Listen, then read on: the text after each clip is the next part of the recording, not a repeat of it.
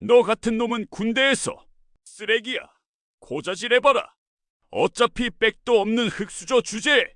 보급 창고에서 이등병을 짓밟던 병장. 하지만 그는 몰랐습니다.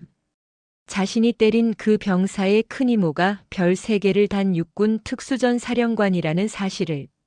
과연 이 병장에게 어떤 일이 벌어졌을까요?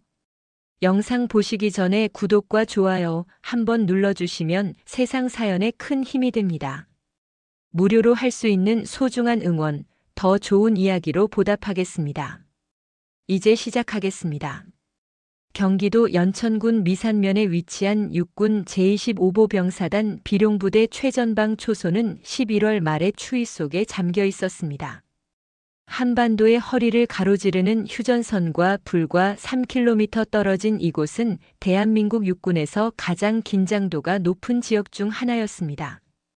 밤낮으로 영하의 날씨가 이어졌고 북쪽에서 불어오는 바람은 병사들의 뼈속까지 파고들었습니다.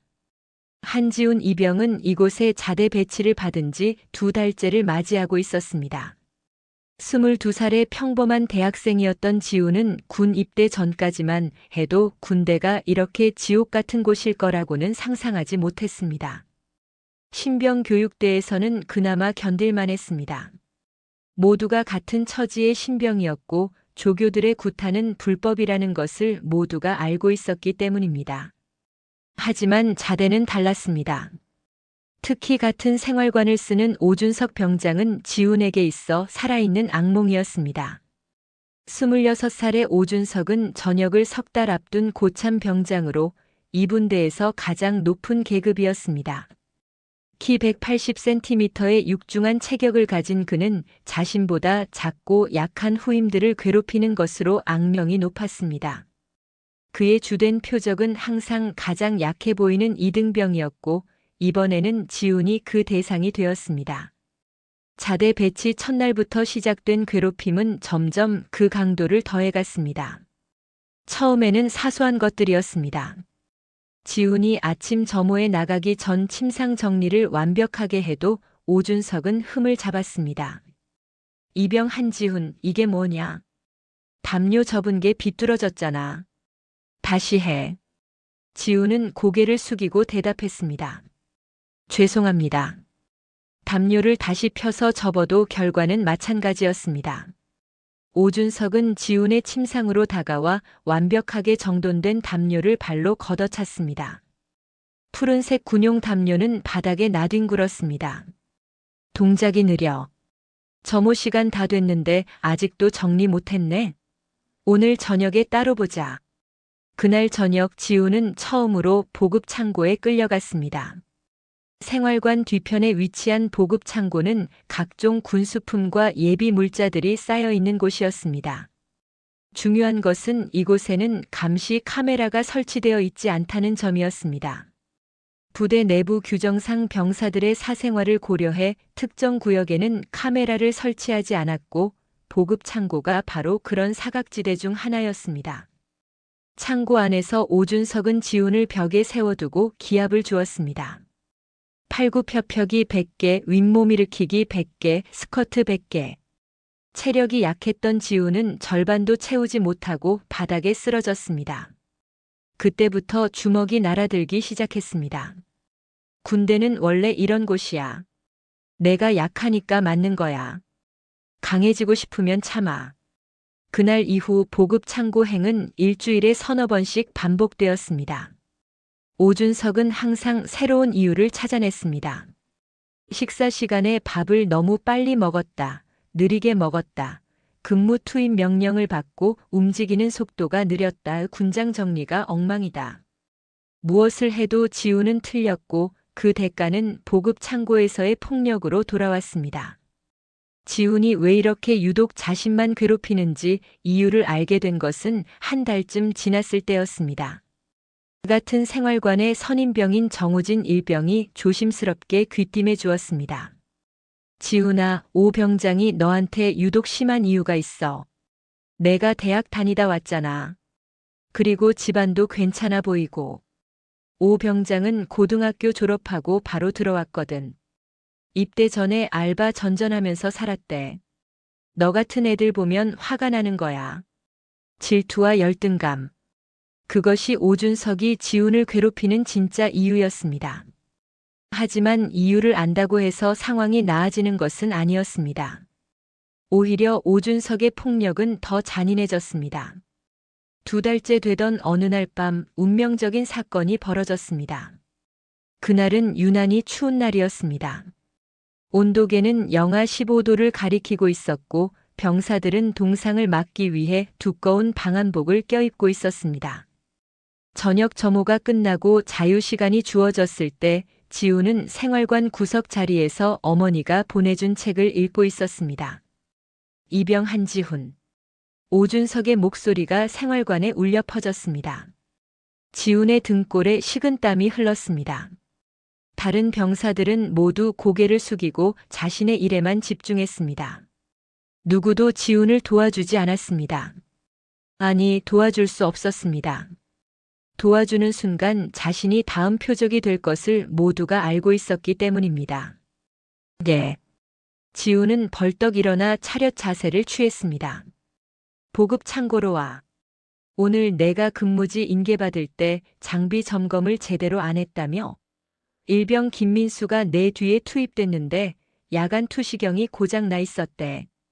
내가 점검을 제대로 했으면 그런 일이 없었을 거 아냐. 죄송합니다. 제가 확인을 소홀히 했습니다. 말로만 사과하지 말고 몸으로 반성해.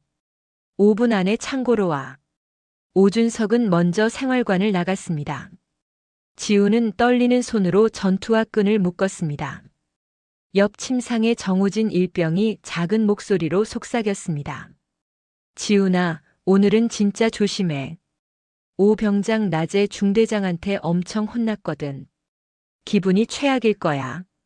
지훈은 고개를 끄덕이고 생활관을 나섰습니다.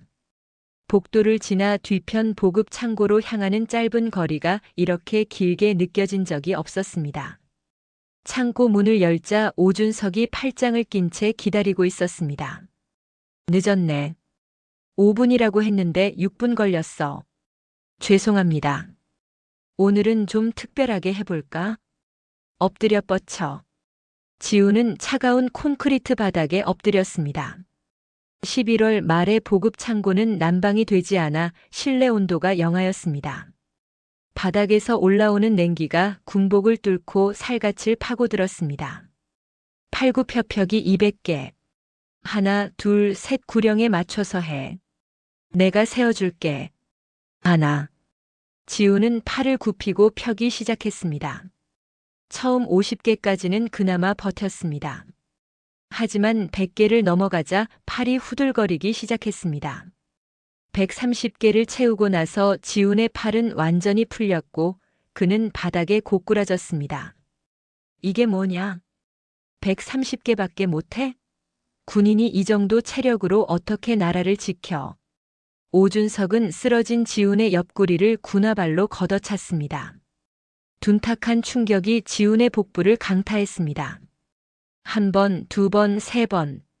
지훈은 고통에 몸을 웅크렸지만 소리를 내지 않았습니다. 소리를 내면 더 심한 폭력이 돌아온다는 것을 지난 2달 동안 배웠기 때문입니다. 일어나. 아직 안 끝났어. 지훈은 비틀거리며 일어났습니다. 그 순간 오준석의 주먹이 날아왔습니다. 지훈은 피하려 했지만 반응이 느렸습니다. 주먹이 지훈의 왼쪽 광대뼈를 강타했고 지훈의 몸은 뒤로 밀렸습니다. 중심을 잃은 지훈의 몸이 창고 구석에 있던 철제 관물대 쪽으로 쓰러졌습니다. 쾅!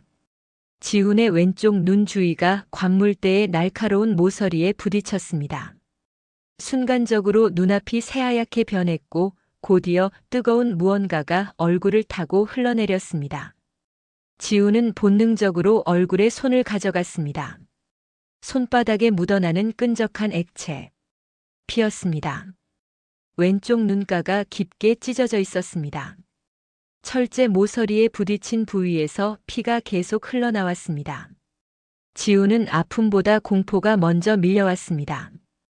이대로 죽는 건 아닐까? 그런 생각이 머릿속을 가득 채웠습니다. 오준석도 상황이 심각하다는 것을 깨달았습니다. 그의 얼굴에서 처음으로 당황한 기색이 역력했습니다. 하지만 그것도 잠시, 그는 곧 평소의 포악한 표정으로 돌아왔습니다. 야, 한지훈. 정신 차려. 지훈은 피로 범벅이 된 얼굴을 손으로 감싼 채 신음했습니다.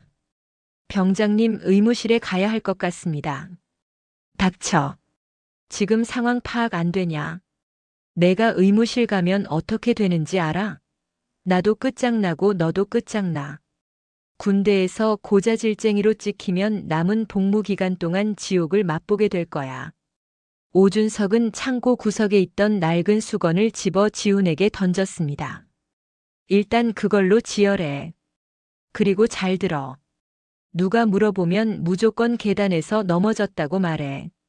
새벽에 화장실 가다가 복도 계단에서 미끄러져서 얼굴을 부딪혔다. 알았지?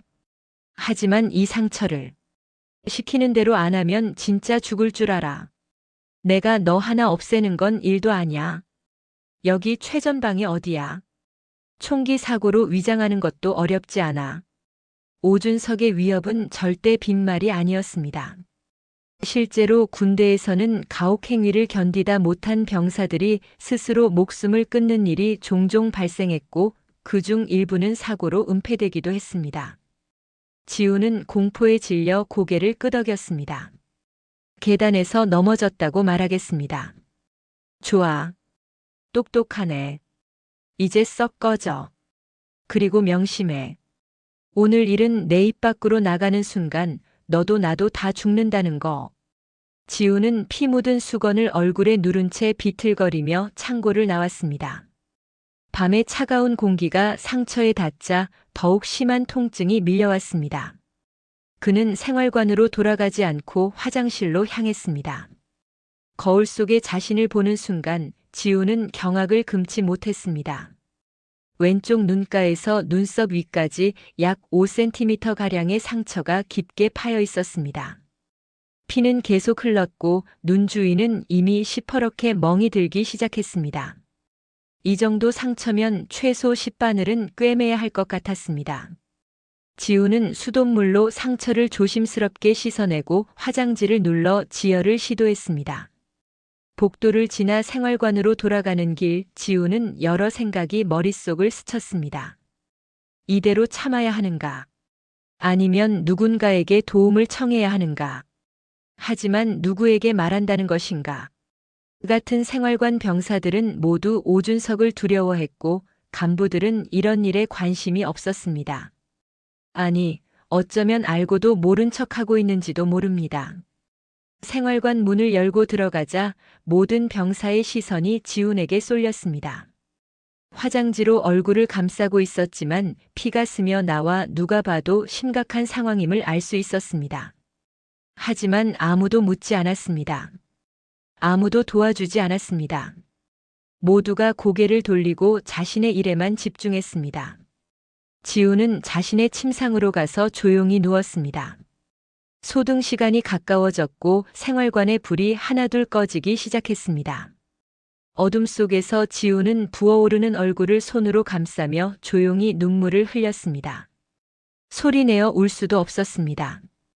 울음소리라도 나면 다시 오준석에게 끌려갈 것이기 때문입니다. 그날 밤 지훈은 단 한 가지 생각만 했습니다. 제발 누군가 자신을 이 지옥에서 구해주기를. 하지만 그런 기적 같은 일이 일어날 리 없다고 생각했습니다. 한지훈 이병은 몰랐습니다. 일주일 뒤 자신의 삶을 완전히 바꿔놓을 사람이 이 부대를 방문하게 될 것이라는 사실을. 그로부터 일주일이 지난 토요일 오전 경기도 연천군으로 향하는 국도에는 한 대의 검은색 군용 세단이 북쪽을 향해 달리고 있었습니다. 차량 번호판에는 육군을 뜻하는 표식과 함께 높은 서열을 나타내는 숫자가 새겨져 있었습니다. 운전석에는 2등 중사 계급장을 단 운전병이, 뒷좌석에는 별 3개가 달린 동계 정복을 입은 여성 장성이 탑승해 있었습니다. 한석영 중장. 45세의 그녀는 대한민국 육군에서 가장 높은 위치에 오른 여성 군인 중 한 명이었습니다. 현재 육군 특수전 사령관으로 재직 중인 그녀는 전국의 모든 특수전 부대를 지휘하는 막강한 권한을 가진 인물이었습니다. 특전 사령관은 통상 중장이 맡는 보직으로 한석영은 이 자리에 오른 최초의 여성이었습니다. 그녀의 경력은 화려했습니다. 육군 사관학교를 수석으로 졸업한 뒤 곧바로 육군 제707 특수임무단에 자원 입대했습니다. 당시만 해도 여성이 특수부대에 지원하는 것 자체가 상상할 수 없는 일이었지만 한석영은 남성 대원들을 제치고 선발 과정을 통과했습니다.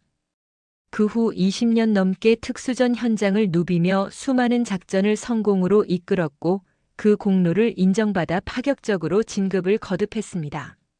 하지만 오늘 그녀가 연천으로 향하는 이유는 군사작전 때문이 아니었습니다. 바로 조카인 한지훈 이병을 만나기 위해서였습니다. 지훈은 그녀의 친동생인 한미선의 아들이었습니다. 한석영에게는 자식이 없었습니다.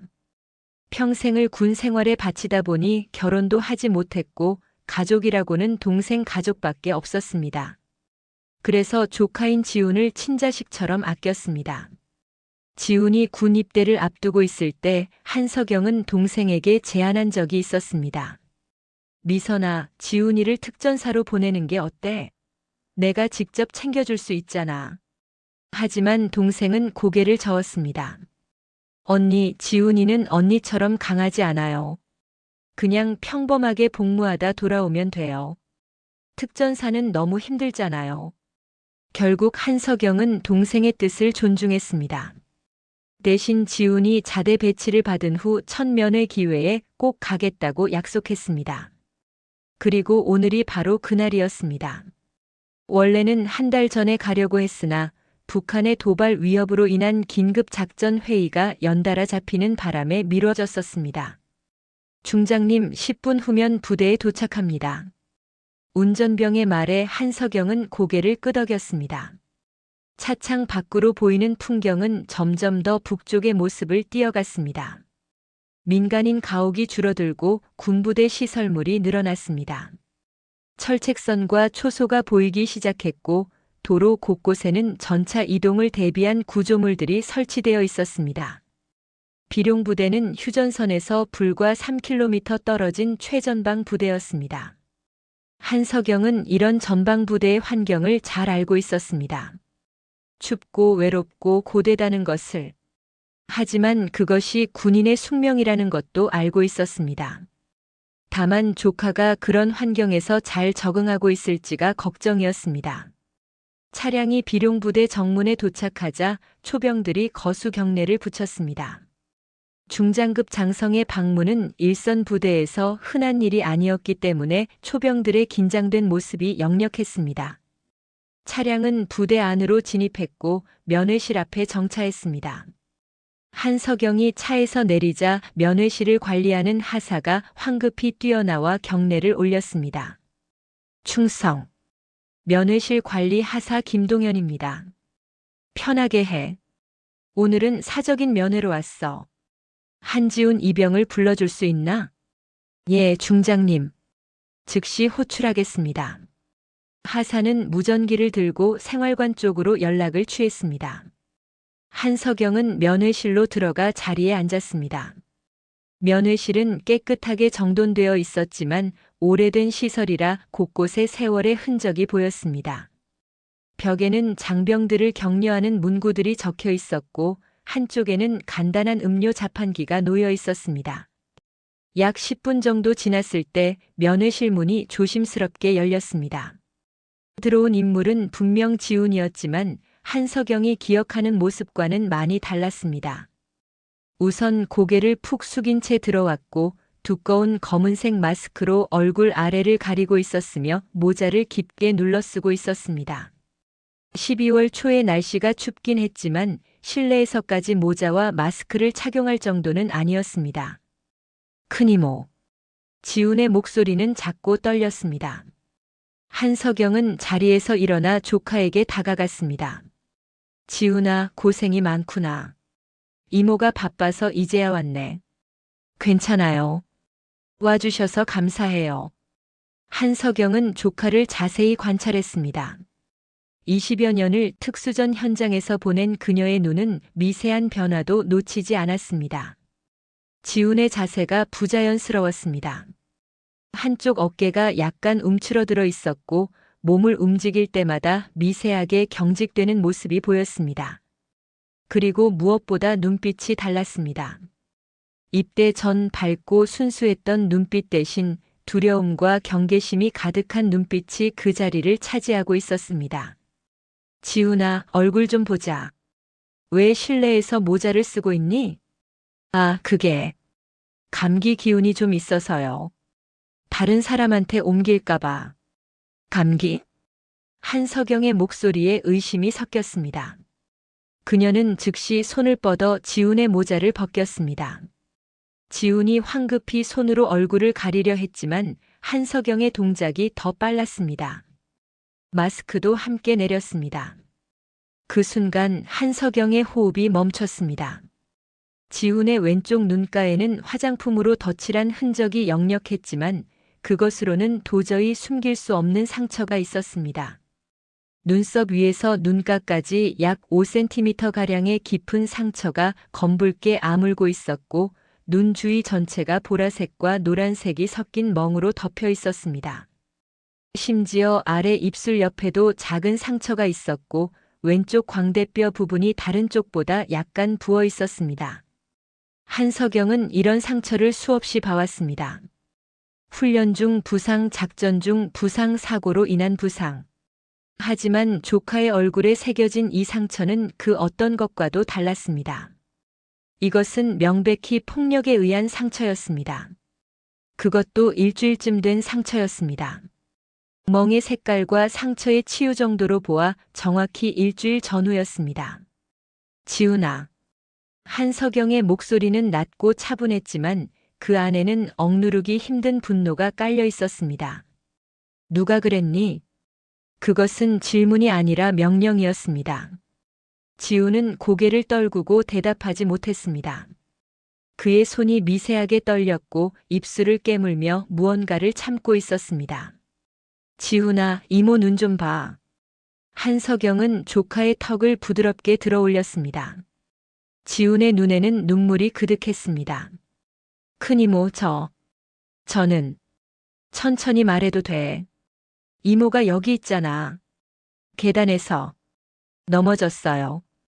새벽에 화장실 가다가 미끄러져서. 한석영은 조카의 얼굴을 더욱 자세히 살폈습니다. 눈가의 상처는 직선 형태였습니다. 계단에서 넘어져서 생긴 상처라면 불규칙한 찰과상이어야 하는데 이것은 명백히 뭔가 각진 물체에 부딪혀서 생긴 상처였습니다. 게다가 복부 쪽을 만졌을 때 지훈이 움찔하는 것으로 보아 그곳에도 부상이 있는 것이 분명했습니다.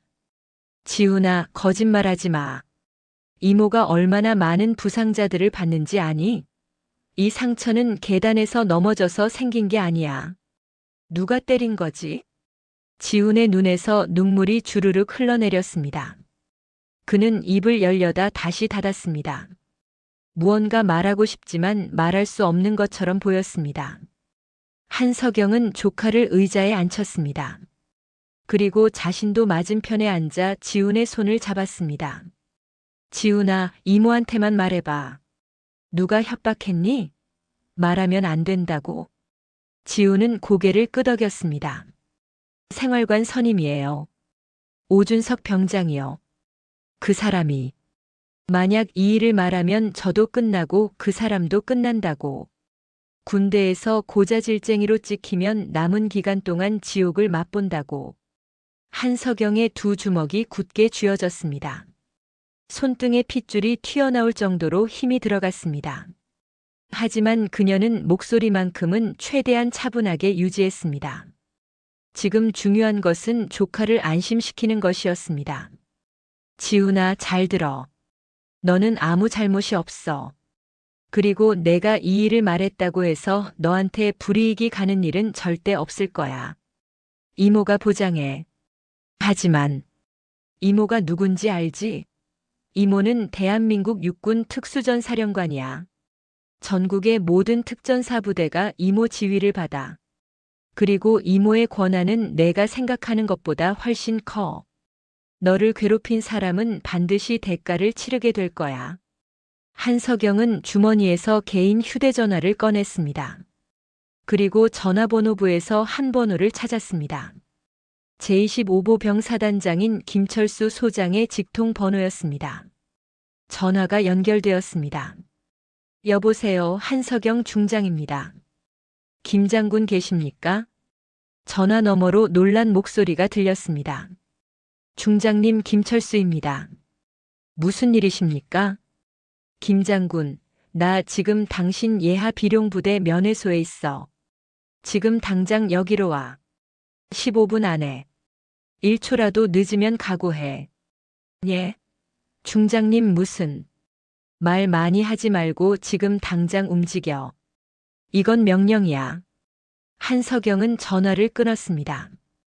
그녀의 얼굴에는 지금까지 조카에게 보여주던 부드러움이 온데간데 없이 사라지고 냉혹한 전사의 표정만 남아 있었습니다. 지우는 큰 이모의 그런 모습을 처음 봤습니다.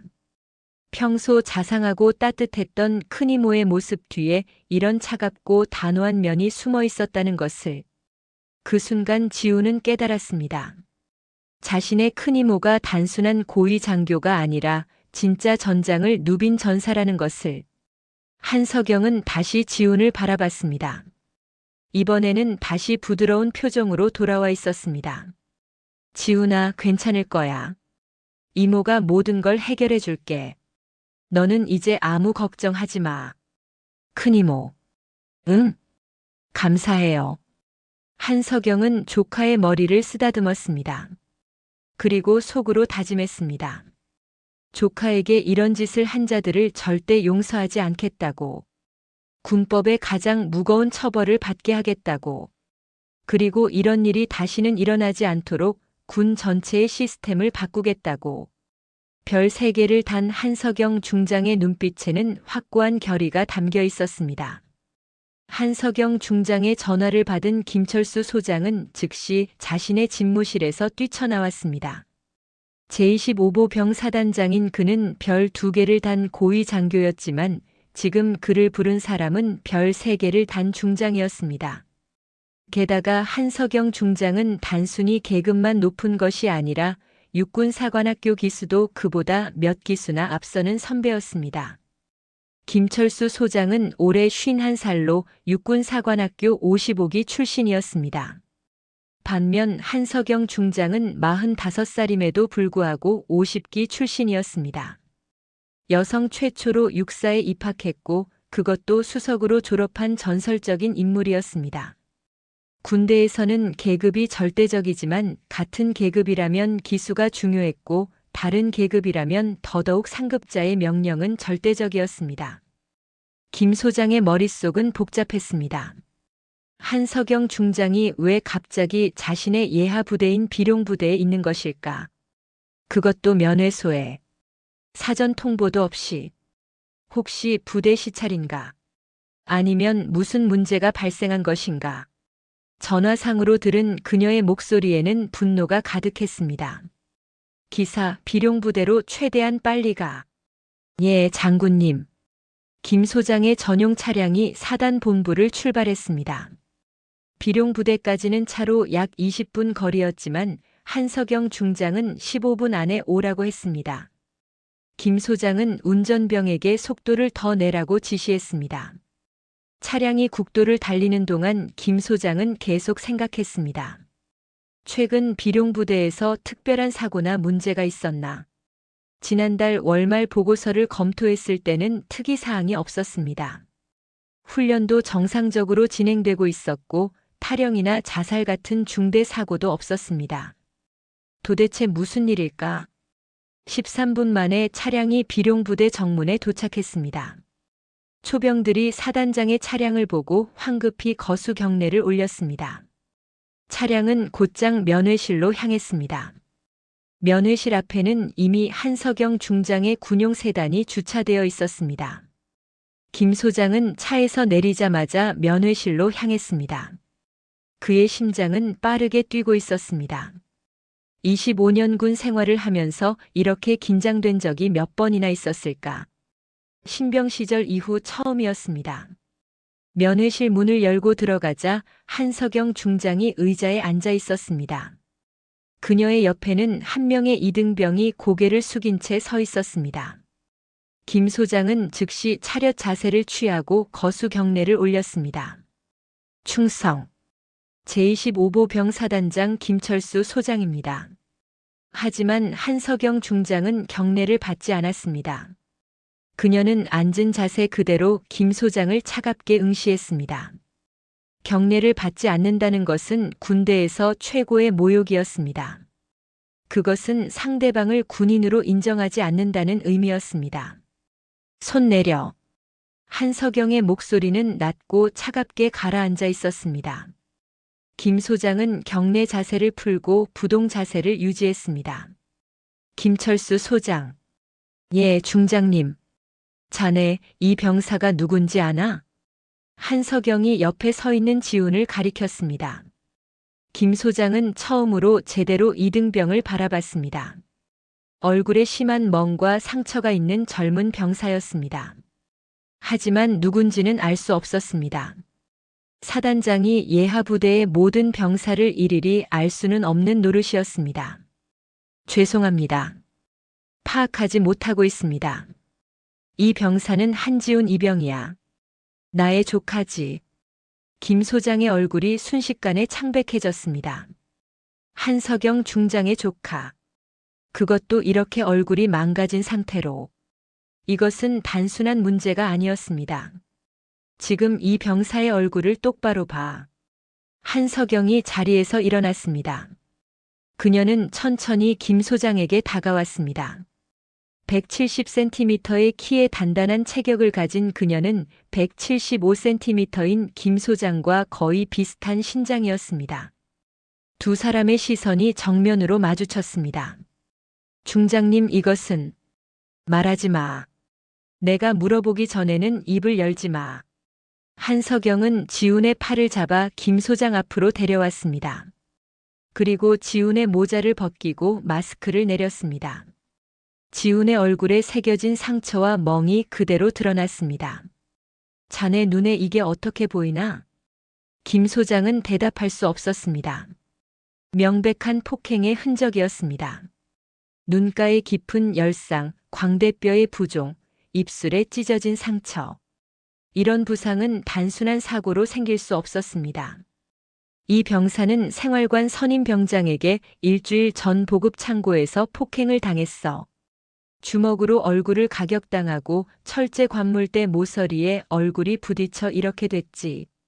그리고 가해자는 이 병사에게 계단에서 넘어졌다고 거짓말하라고 협박했어.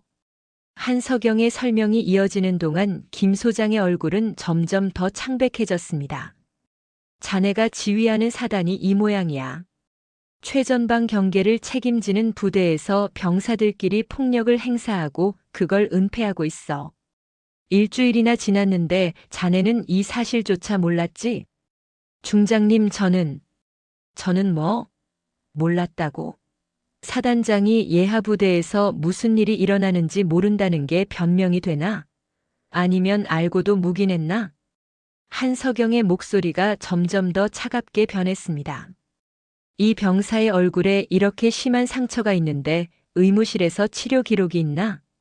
그것은 확인해 보겠습니다. 확인할 것도 없어. 없을 거야. 왜냐하면 가해자가 의무실에 가지 못하게 협박했거든. 군의관도 간부들도 아무도 이 병사의 상처를 치료해 주지 않았어. 김 소장은 아무 말도 할 수 없었습니다. 사실이라면 이것은 중대한 지휘 책임 문제였습니다. 한석영은 김 소장의 정복 왼쪽 가슴을 손가락으로 찔렀습니다. 그곳에는 사단장 휘장이 달려 있었습니다.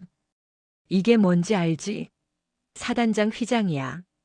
이걸 달았다는 건 자네가 이 사단 전체를 책임진다는 의미야. 10,000명이 넘는 장병들의 생명과 안전을 책임지는 거라고. 그런데 자네는 그 책임을 다하고 있나? 죄송합니다. 미안하다고 해결될 문제가 아니야. 한석영은 김 소장에게서 돌아서서 창밖을 바라봤습니다. 비룡부대의 병영이 보였습니다. 저 건물들 안에서 얼마나 많은 병사들이 지훈처럼 고통받고 있을까. 한석영은 20년 넘게 군에 있으면서 이런 문제가 끊이지 않는다는 것을 알고 있었습니다. 하지만 자신의 조카가 그 피해자가 될 줄은 몰랐습니다. 김철수 소장, 지금부터 내 말을 잘 들어. 한석영이 다시 김 소장을 향해 돌아섰습니다. 첫째, 지금 즉시 이 사건과 관련된 모든 인원을 파악해. 가해자는 물론이고 알고도 묵인한 간부들까지 전부. 예, 중장님. 둘째, 이 병사를 즉시 국군 수도병원으로 후송 조치해. 완전한 치료를 받을 때까지 부대 복귀는 없어. 예, 알겠습니다. 셋째, 나는 지금부터 육군본부 감찰실과 헌병대에 이 사건을 정식으로 보고할 거야. 특수전 사령부 헌병대도 함께 투입될 거고. 김 소장의 얼굴이 더욱 굳어졌습니다. 헌병대가 투입된다는 것은 이것이 단순한 내부 문제가 아니라 공식적인 수사 대상이 된다는 의미였습니다. 넷째, 자네 예하 대대장, 중대장, 소대장까지 모두 조사 대상이야. 이런 일이 발생한 것은 지휘 체계 전체의 문제거든. 중장님, 그것은 뭐? 과하다고 생각하나? 김 소장, 자네는 아직도 상황 파악을 못하고 있어. 이건 단순한 병영 사고가 아니야. 이건 조직적인 은폐야. 일주일 동안 아무도 이 병사를 도와주지 않았다는 것 자체가 문제라고. 한석영은 주머니에서 휴대전화를 꺼냈습니다. 지금부터 전화 몇 통 할 거야. 자네는 여기 서서 들어. 한석영은 첫 번째로 육군본부 감찰실장인 이종훈 준장에게 전화를 걸었습니다. 이 장군, 나 한석영이야. 지금 즉시 감찰팀을 제25보 병사단 비룡부대로 보내. 병영 내 가혹행위 사건이 발생했어. 피해자는 이등병 1명, 가해자는 병장. 세부 내용은 팀이 도착하면 브리핑해 줄게.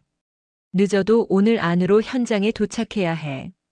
전화를 끊고 두 번째 전화를 걸었습니다. 이번에는 특수전 사령부 헌병대장인 박민수 대령이었습니다. 박 대령, 한석영이다. 헌병분대 하나를 즉시 경기도 연천 비룡부대로 보내.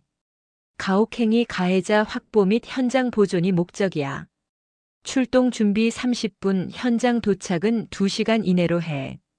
세 번째 전화는 국군 수도병원장인 최규진 소장에게였습니다. 최 장군, 한석영입니다. 지금부터 환자 1명을 후송할 겁니다. 이등병 한지훈. 얼굴 부위 열상 및 타박상 환자입니다.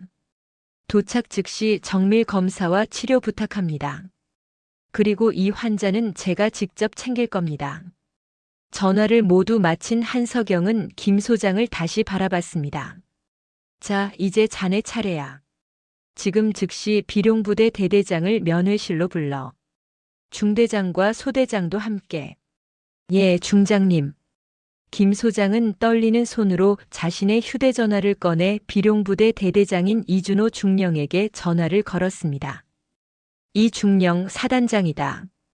지금 즉시 면회실로 와. 중대장하고 소대장도 데리고 와. 지금 당장. 전화를 끊은 김 소장은 한석영 중장을 바라봤습니다. 중장님, 이 사건은 반드시 철저히 조사하고 엄벌하겠습니다. 저의 지휘 책임도 통감하고 있습니다. 말로만 하지 말고 행동으로 보여줘. 그리고 김 소장 명심해. 이번 일은 자네 사단만의 문제가 아니야. 나는 이 사건을 계기로 육군 전체의 병영 문화를 바꿀 거야. 자네 사단은 그 첫 번째 사례가 될 거고. 한석영의 말에는 확고한 결의가 담겨 있었습니다. 그녀는 이미 결정했습니다. 이번 사건을 통해 군 전체의 경종을 울리겠다고. 더 이상 어떤 병사도 지훈처럼 고통받지 않도록 하겠다고. 면회실의 공기는 무겁게 가라앉았습니다.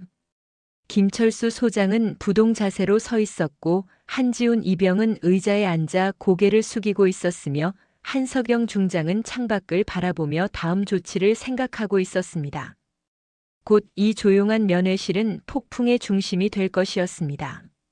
한석영 중장의 명령을 받은 김철수 소장은 즉시 휴대전화로 연락을 취했습니다. 10분도 채 지나지 않아 면회실 밖에서 급한 발걸음 소리가 들렸습니다. 문이 열리고 3명의 장교가 들어왔습니다. 맨 앞에 선 사람은 이준호 중령이었습니다.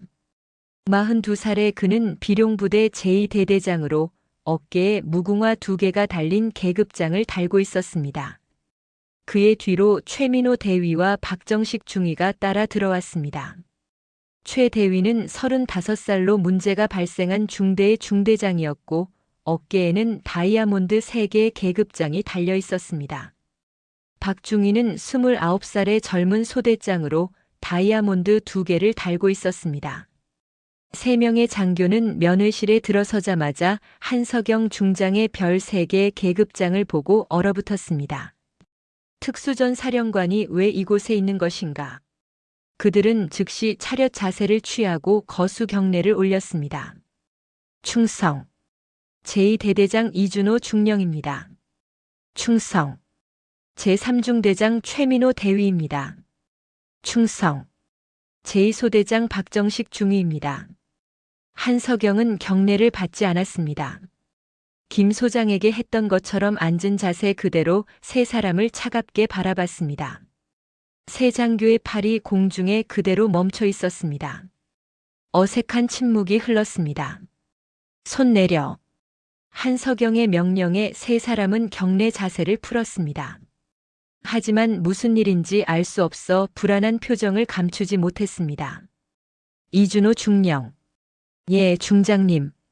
자네 대대 소속 이등병 한지훈을 아나?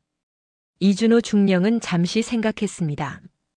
대대장이 모든 병사를 일일이 기억할 수는 없었지만 최근 특이사항이 있었던 병사라면 보고를 받았을 것입니다.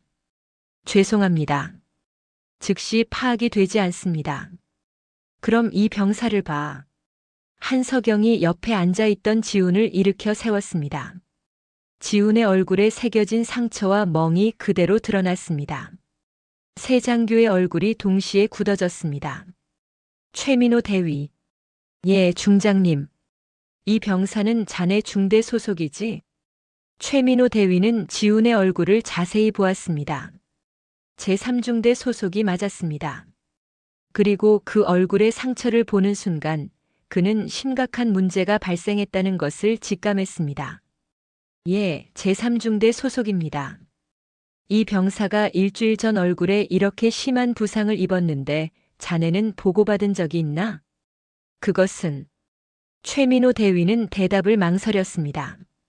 사실 그는 일주일 전 지훈의 얼굴에 상처가 있다는 것을 알고 있었습니다. 생활관을 순찰하다가 본 적이 있었습니다. 하지만 지훈은 계단에서 넘어졌다고 말했고 별다른 추가 조치를 취하지 않았습니다. 군대에서 병사들이 다치는 일은 흔했고 일일이 보고하다 보면 서류 작업이 늘어나기 때문이었습니다. 대답해 대위. 예, 알고 있었습니다. 하지만 본인이 계단에서 넘어졌다고 해서 계단에서 넘어져서 생긴 상처로 보였나? 그것은 박정식 중위. 예, 중장님. 자네는 어떤가? 자네 소대 병사가 이렇게 다쳤는데 알고 있었나? 박정식 중위는 고개를 숙였습니다. 예, 알고 있었습니다. 알고도 아무 조치도 취하지 않았나? 본인이 계단에서 넘어졌다고 해서 믿었습니다. 믿었다고? 한석영의 목소리가 차갑게 변했습니다. 자네는 소대장이야. 부하 장병들의 안전을 책임지는 사람이지. 부하가 얼굴에 이런 상처를 입고 왔는데 그냥 넘어가는 게 지휘관이 할 일인가? 박정식 중위는 대답하지 못했습니다. 한석영은 3명의 장교를 번갈아 바라봤습니다. 이준호 중령, 최민호 대위, 박정식 중위. 자네들은 모두 이 사건에 대한 지휘 책임이 있어. 알고도 묵인했거나 알아야 할 것을 알지 못했거나 어느 쪽이든 지휘관으로서 실격이야. 한석영은 김철수 소장을 향해 말했습니다. 김 장군, 지금부터 내가 말하는 대로 조치해. 예, 중장님. 이준호 중령, 최민호 대위, 박정식 중위 3명 모두 즉시 보직 해임. 후속 조치는 감찰 결과가 나올 때까지 대기 발령. 예, 알겠습니다. 새 장교의 얼굴이 창백해졌습니다. 보직 해임은 군 생활에서 치명적인 오점이었습니다. 특히 대대장과 중대장급에서 보직 해임을 당하면 진급은 거의 불가능했습니다. 중장님, 저희는 이준호 중령이 말을 시작하려 했지만 한석영이 손을 들어 제지했습니다. 변명하지 마. 지금 자네들이 할 말은 아무것도 없어. 감찰팀이 도착하면 그때 조사받으면 돼. 바로 그때 면회실 문이 다시 열렸습니다. 들어온 사람은 행정보급관인 강성민 상사였습니다. 50살의 그는 28년째 군 생활을 하고 있는 고참 부사관이었습니다. 김 소장이 그를 급히 호출한 것이었습니다. 충성. 행정보급관 강성민 상사입니다. 강 상사는 경례를 올렸지만 역시 한석영은 받지 않았습니다. 강성민 상사. 예, 중장님.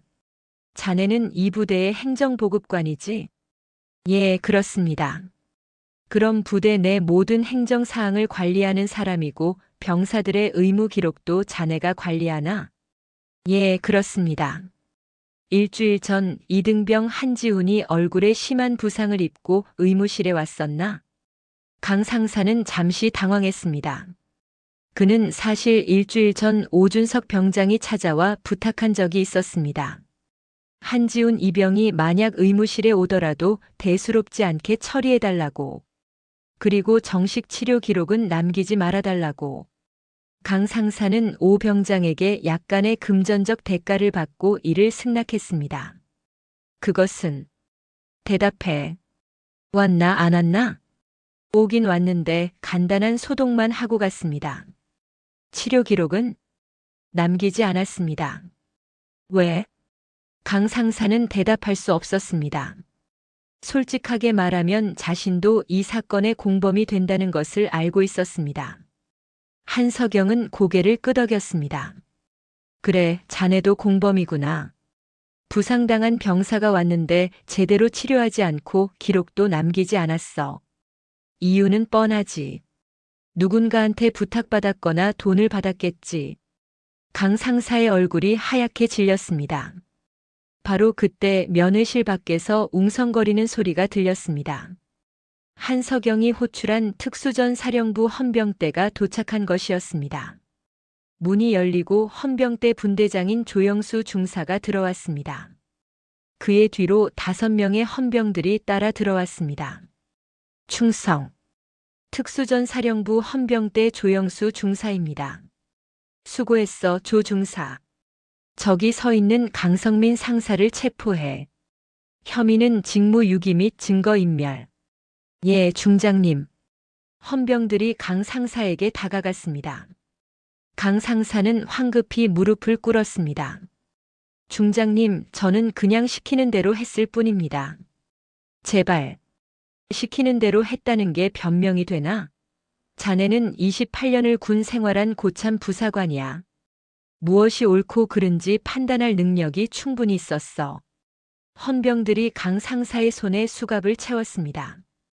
군용 수갑이 찰칵 소리를 내며 잠겼습니다. 강 상사는 끌려나가면서도 계속 애원했지만 아무도 귀를 기울이지 않았습니다. 한석영은 헌병 분대장에게 지시했습니다. 조 중사, 다음은 오준석 병장을 확보해. 현재 생활관에 있을 거야. 제3중대 제2소대 소속이야. 예, 알겠습니다. 헌병들이 면회실을 나갔습니다. 한석영은 김철수 소장을 바라봤습니다. 김 장군, 같이 가지. 자네 눈으로 직접 봐야 할 거야. 일행은 면회실을 나와 생활관으로 향했습니다. 토요일 오후였지만 외출이 제한된 병사들은 생활관에서 휴식을 취하고 있었습니다. 제3중대 제2소대 생활관에 도착하자 헌병 분대장이 먼저 문을 열었습니다. 전원 집합. 헌병의 고함에 생활관 안에 있던 병사들이 일제히 침상에서 뛰어내려 복도에 정렬했습니다. 모두가 긴장한 표정으로 서 있었습니다. 헌병대가 생활관에 들이닥친다는 것은 심각한 일이 발생했다는 의미였습니다. 오준석 병장 어디 있나? 오준석은 자신의 침상에 누워 있다가 헌병들이 들어오자 황급히 일어났습니다. 하지만 도망칠 곳은 없었습니다. 저입니다. 오준석이 떨리는 목소리로 대답했습니다. 헌병 2명이 그에게 다가갔습니다. 오준석 병장, 너는 지금부터 폭행 혐의로 긴급 체포된다. 묵비권을 행사할 수 있으며 변호인의 조력을 받을 권리가 있다. 예. 저는 아무것도. 오준석이 변명하려는 순간 생활관 문이 다시 열렸습니다. 한석영 중장이 들어선 것입니다. 별 3개의 계급장을 단 여성 장성을 본 순간 생활관 안에 모든 병사가 얼어붙었습니다. 오준석은 한석영을 보고 그 옆에 서 있는 한지훈을 보았습니다. 그 순간 모든 것을 깨달았습니다. 지훈의 보호자가 바로 이 중장이었던 것입니다. 오준석의 다리에서 힘이 빠졌고 그는 그 자리에 주저앉았습니다. 공포 때문에 바지에 실금까지 했습니다. 한석영은 주저앉은 오준석에게 천천히 다가갔습니다. 그녀는 오준석의 눈을 똑바로 바라봤습니다. 오준석 병장. 예. 오준석의 목소리는 거의 들리지 않을 정도로 작았습니다. 내가 이 병사를 때렸지? 한석영이 지훈을 가리켰습니다. 죄송합니다. 제가 잘못했습니다. 왜 때렸지? 그건 그냥 아무 이유 없이 후임을 보급 창고로 끌고 가서 주먹으로 때리고 철제 관물대에 얼굴을 박았다는 거야? 오준석은 대답하지 못했습니다. 그리고 피해자에게 계단에서 넘어졌다고 거짓말하라고 협박했지? 말하면 죽인다고 했고. 죄송합니다. 오준석은 바닥에 엎드려 용서를 빌었습니다. 한석영의 목소리가 더욱 차갑게 변했습니다. 오준석 잘 들어. 나는 대한민국 육군 특수전 사령관 한석영 중장이야. 그리고 내가 때린 저 병사는 내 조카지. 오준석의 얼굴에서 모든 혈기가 빠져나갔습니다. 너는 지금부터 군 검찰에 송치될 거야. 폭행죄, 상해죄, 협박죄, 그리고 군기 문란죄까지 적용될 거고. 내가 직접 챙겨서 최대한 무거운 처벌을 받게 만들 거야. 한석영은 헌병들에게 고개를 끄덕였습니다. 데리고 가. 헌병들이 오준석을 일으켜 세워 수갑을 채웠습니다. 오준석은 끌려가면서도 계속 용서를 빌었지만 아무도 그의 말에 귀를 기울이지 않았습니다. 생활관에 남은 병사들은 모두 경직된 자세로 서 있었습니다. 한석영은 그들을 돌아보며 말했습니다. 여러분 잘 들으세요. 군대는 폭력으로 지배하는 곳이 아닙니다. 계급은 책임을 의미하는 것이지 약자를 괴롭힐 권리를 주는 게 아닙니다. 앞으로 이 부대에서, 아니 대한민국 육군 어디에서도 이런 일이 다시 발생하지 않도록 할 겁니다. 그녀는 잠시 멈췄다가 덧붙였습니다. 여러분 중 혹시 비슷한 일을 겪은 사람이 있다면 두려워하지 말고 신고하세요. 여러분을 보호할 겁니다. 이것은 특수전 사령관으로서의 약속입니다. 생활관은 조용했습니다. 하지만 몇몇 병사의 눈에서는 눈물이 흘러내리고 있었습니다. 그들도 오준석이나 다른 선임들에게 비슷한 일을 겪었지만 말할 수 없었던 사람들이었습니다. 오늘 이 순간 그들은 처음으로 희망을 보았습니다. 오준석 병장의 체포 이후 일주일 만에 육군본부 감찰실의 조사 결과가 발표되었습니다. 비룡부대뿐만 아니라 제25보 병사단 전체를 대상으로 한 전수조사가 진행되었고 그 결과는 충격적이었습니다. 총 37건의 가혹행위 사례가 추가로 적발되었고 관련자만 60여 명에 달했습니다. 오준석 병장은 군사법원에서 폭행치사상죄, 협박죄, 군기문란죄 등으로 징역 3년을 선고받았습니다. 불명예 전역은 당연했고 출소 후에도 범죄 기록이 남아 취업에 큰 제약을 받게 되었습니다. 행정보급관 강성민 상사는 직무유기 및 증거인멸 혐의로 징역 1년의 불명예 전역 처분을 받았습니다. 28년을 군에서 보낸 그는 아무런 퇴직금도 받지 못한 채 사회로 쫓겨났습니다. 보직 해임되었던 이준호 중령, 최민호 대위, 박정식 중위도 모두 징계위원회에 회부되었습니다. 이준호 중령은 지위 책임 문제로 강등되어 소령으로 강등되었고 예편 처리되었습니다. 최민호 대위는 정직 6개월 처분을 받았으며 진급심사에서 영구 제외되었습니다. 박정식 중위는 견책 처분을 받았지만 젊은 나이를 고려하여 재기의 기회를 얻었습니다. 김철수 소장 역시 사단장으로서의 지휘 책임을 물어 경고 처분을 받았습니다. 그는 자진하여 사단장직을 내려놓고 한직으로 전보되었습니다. 그 자리는 병영 문화 개선에 남다른 열정을 가진 다른 소장이 맡게 되었습니다. 한편 한지훈 이병은 사건 당일 즉시 국군수도병원으로 후송되었습니다. 서울 노원구에 위치한 국군수도병원은 대한민국 군의료 체계의 최고봉이었습니다. 지훈은 성형외과, 정형외과, 정신건강의학과 등 여러 진료과의 집중 치료를 받았습니다. 얼굴의 상처는 성형외과 전문의의 정밀한 봉합수술을 받았습니다.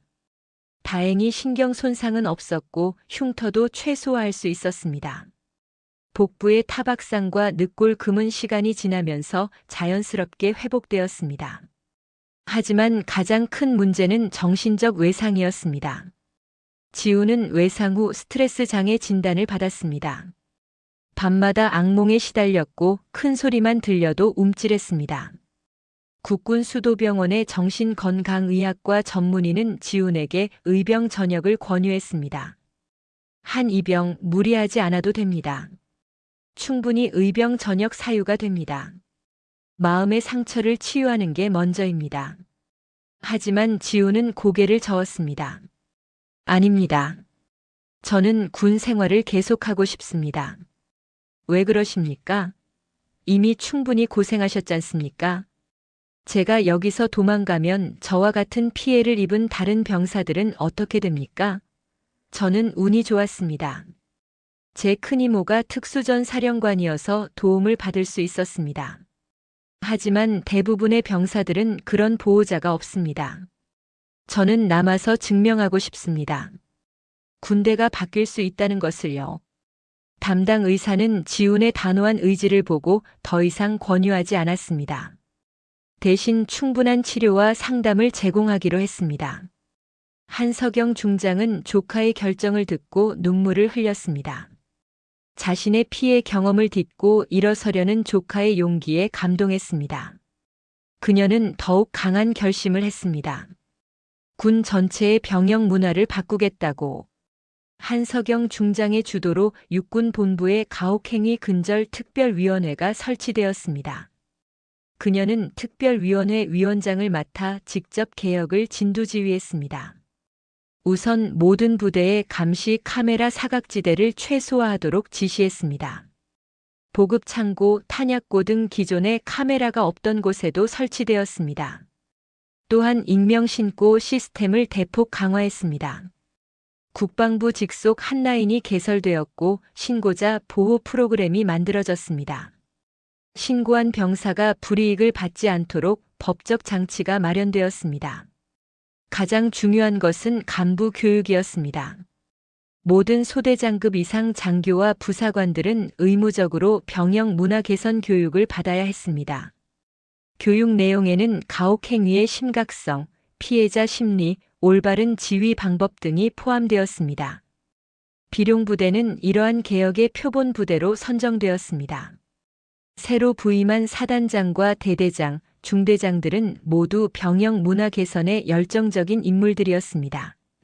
생활관 구조도 개선되어 병사들의 사생활이 더욱 보장되었고 상담실이 신설되어 언제든 고민을 털어놓을 수 있게 되었습니다. 지훈은 석 달간의 치료를 마치고 부대로 복귀했습니다. 하지만 비룡부대가 아닌 다른 부대로 전속되었습니다. 한석영 중장은 조카가 과거의 악몽이 서린 곳에서 계속 복무하는 것을 원하지 않았습니다. 지우는 경기도 포천의 육군 제1군단 예하부대로 배속되었습니다. 새 부대에서 지우는 모범적인 군 생활을 이어갔습니다. 이병에서 일병, 상병을 거쳐 병장이 되었습니다. 그는 후임들에게 따뜻했고 선임으로서 모범을 보였습니다. 전역할 때 그는 부대원들의 박수를 받으며 군복을 벗었습니다. 전역 후 지우는 대학으로 복학했습니다.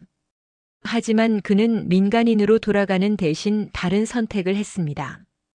육군 학군단 ROTC에 지원한 것입니다.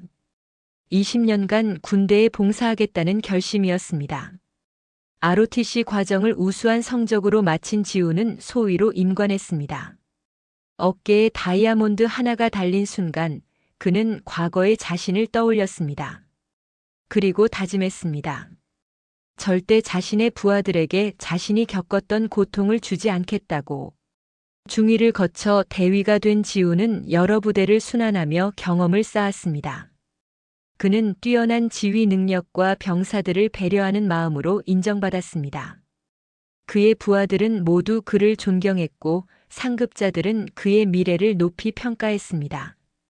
그리고 이병으로 입대한 지 8년이 지난 어느 날 30살이 된 한지훈 대위에게 새로운 보직 명령이 내려왔습니다. 제25보 병사단 비룡부대 제3중대장. 그가 과거 고통받았던 바로 그 부대의 중대장이 된 것입니다. 지우는 비룡부대로 부임하는 차 안에서 과거를 회상했습니다. 8년 전 자신은 이곳에서 무력한 이등병이었습니다. 폭력에 짓눌려 매일 밤 눈물을 흘렸습니다. 하지만 지금은 다릅니다. 어깨에는 다이아몬드 3개가 달려있고 100여 명의 병사를 이끄는 중대장입니다. 부대에 도착한 지우는 환영식에서 부대원들을 만났습니다. 젊은 병사들의 얼굴에는 긴장과 기대가 섞여 있었습니다.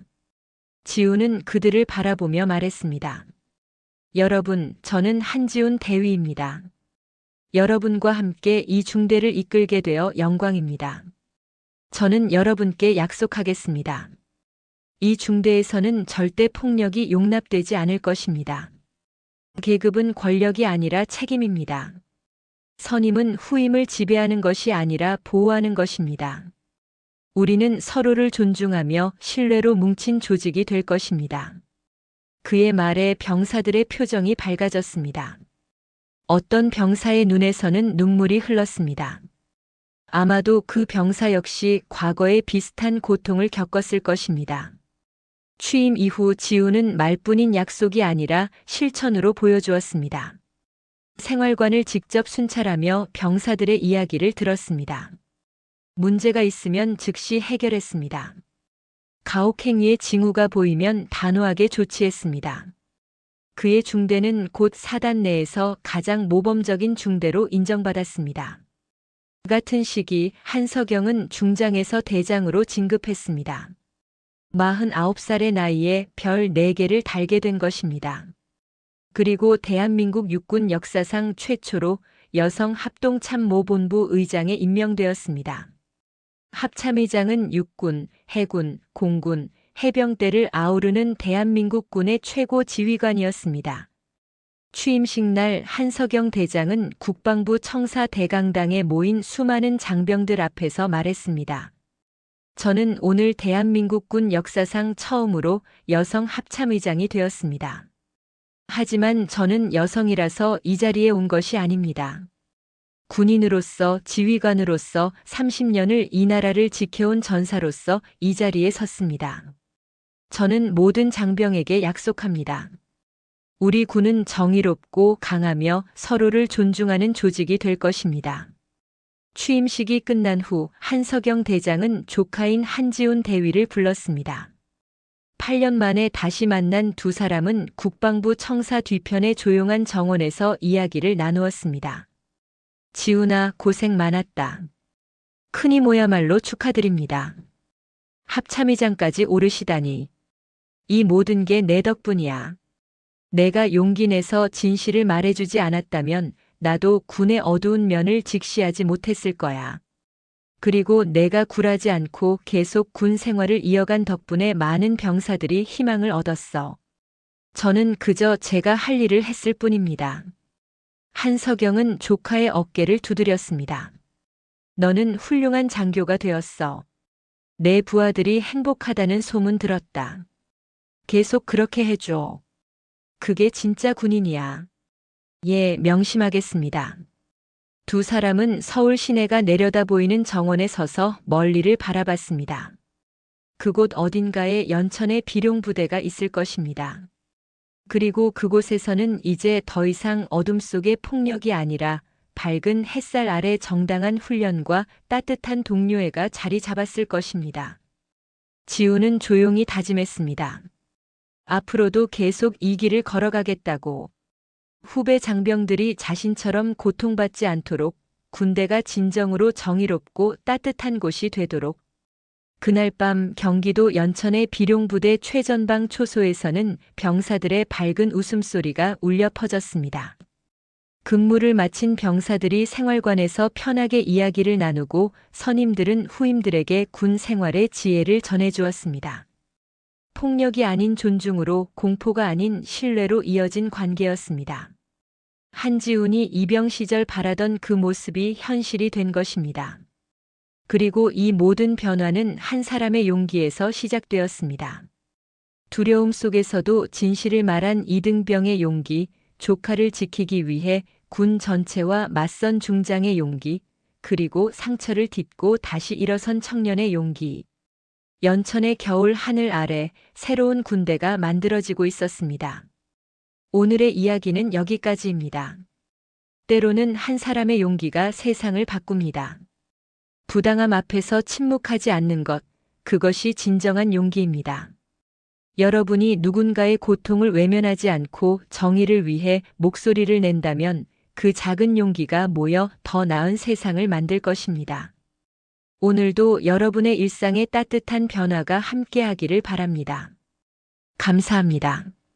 영상이 재미있으셨다면 구독과 좋아요, 댓글까지 부탁드리고 오늘도 건강하고 행복한 하루 되시길 바랍니다.